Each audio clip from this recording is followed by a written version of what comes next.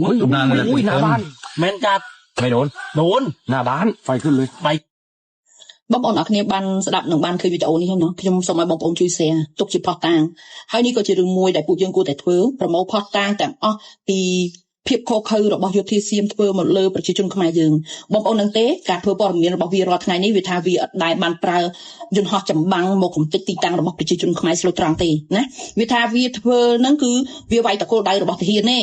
សម្រាប់ប្រជាជនខ្មែរយើងអត់ដែលមានអ្នកបាត់បង់អាយុជីវិតហើយនឹងមានរបួសដោយប្រជាជនសៀមវាទេបងប្អូនមានដឹងអត់ថាវាបានបង្កើតរឿងដ៏អាក្រក់ជួយជាតិខ្លាំងមែនទែនដោយទម្លាក់កំហុសមកលើយើងតែនេះគឺជាសកម្មភាពពិតសម្ដីរបស់យោធាសៀមនិយាយនៅក្នុងវីដេអូហ្នឹងជាមួយនឹងរូបភាពផ្ទះរបស់ប្រជាជនខ្មែរយើងស្ដែងខ្លាំងមែនទែនអញ្ចឹងហើយផុសតាងដ៏សំខាន់មួយនេះពួកយើង share ប្រាប់ពិភពលោកពីទង្វើដ៏ខុសខើរបស់ពួកយោធាចៅព្រៃសៀមថាវាធ្វើបែបណាដាក់ប្រជាជនខ្មែរយើងនេះគឺជារឿងមួយដែលពួកយើងគួរតែធ្វើគ្រប់គ្នានិងជួយ share ចែកម្លែកសូមបងប្អូនដែលមាន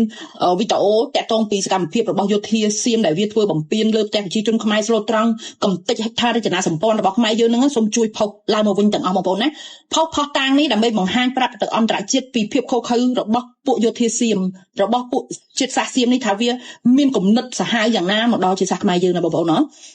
ផុសតាងបែបនេះគួរតែ share ចែកម្លែកគ្រប់គ្នាបងប្អូនវាមានអីខាតទេដើម្បីបង្ហាញនឹងទុកផុសតាងថាទង្វើរបស់សៀមវាធ្វើយ៉ាងណាខ្លះជាមួយនឹងប្រទេសជាតិយើងណាបងប្អូនណាគូดูข่าวทุกวันในประเทศพวกมึงเนาะกูเห็นพวกมึงออกมาเห่านะก็มีแต่พวกสันดานชั่วจิตใจชั่วเกินสัตว์เดรัจฉานอีกอ่ะมันออกมาเห่าว่ามันไม่เคยใช้อาวุธทันสมัยใช้กริปเพนใช้ N16 มาทำลายบ้านประชาชนខ្មែរกูรอมึงแหกตาดูว่าการกระทำพวกมึงชั่วขนาดไหนกับประเทศของกูนี่หลักฐานที่พวกมึงทำไว้กับประเทศกูนะพวกมึงไม่ต้องมาทำตัวเหมือนพระเอกอีกต่อไปหรอกเข้าใจเนาะ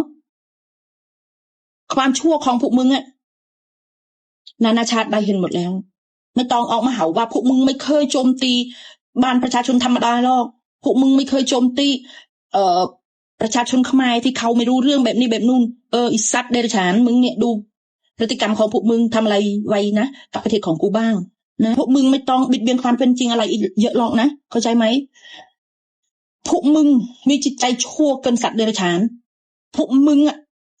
นาขยักขยงมากสันดานพวกมึงมันเกิดมาจากโจรไงมันจะมีจิตใจเป็นมนุษย์ได้ยังไงแล้วไอ้เรื่องที่ทำข่าวปลอมบิดเบือนความเป็นจริงแล้วมาใช้ลายประเทศของกูเนี่ยมึงจะทำไม่ชนะหรอกนะเพราะว่าพวกกูมีความจริงเพื่อจะต่อต้านกับความชั่วของพวกมึงเข้าใจนะ